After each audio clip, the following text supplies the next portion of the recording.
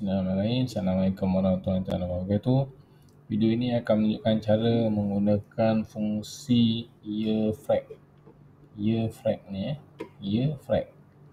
Year frag ni akan melangkan return the number of years including fractional years between two dates using a specific day count convention. Formula nanti kita functionnya nanti kita gunakan year frag dalam kurungan ni. Mula-mula masuk start date, kita akan masuk tarikh mula dan tarikh akhir. Kita ada masuk dua tarikh lah, tarikh mula dan tarikh akhir. Kemudian ada day count convention. Secara defaultnya kita tak kosong. Untuk day count convention ni kita ada 4 pilihan lah. 0, 1, 2, 3 atau 4. Yang pertama ni ikut US punya standard. Kira-kira 30 hari sebulan dan setahun ada 360 hari. Untuk kalau satu, this calculate based upon the actual number of days between the specific date and the actual number of days in the intervening years used for US Treasury bond and bill. Pakai US juga. Most suitable for non-financial use. Untuk nombor 2, kalau pakai nombor 2, indicate actual 360. This calculate based on the actual number of days between the specific date. Assume setahun ada 360 hari.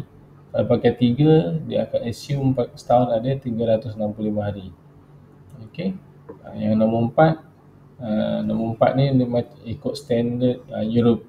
Tadi yang nombor 1, nombor 2 ikut US, yang nombor 4 ni ikut Europe. Jadi kita akan buat dalam ni kolom tarikh, ni kolom tahun. Tarikh ni ikut standard US ni.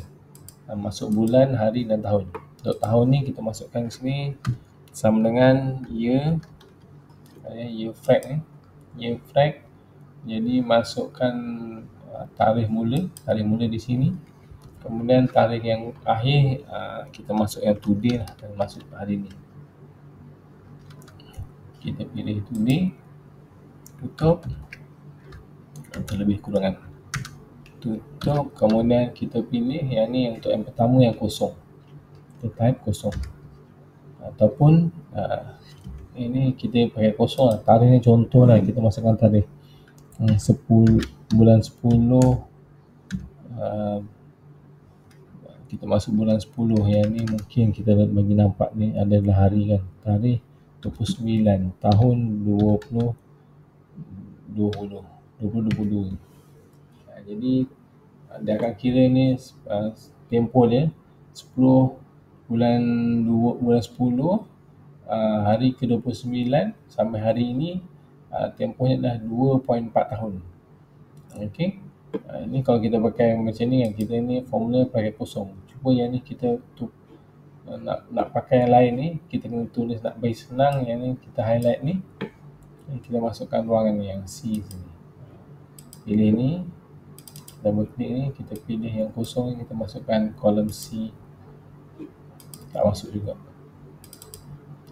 Ni ruangan ni kita masuk ni C2. Formula dah lain sikit lah. Year dan kurungan A2 tu sampai hari ni, ikut kepada day count convention, ikut yang ruangan yang kolom C. Enter. Kita akan dapat macam ni lah. Kalau kita ikut tarikh tahun ni, tarikh ni kita copy, kita paste kat sini semua.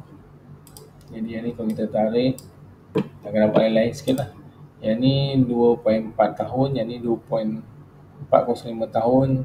Yang kalau pakai nombor 2 ni tadi, kalau pakai 360, 2.44 tahun. Kalau pakai 365, 2.40 tahun.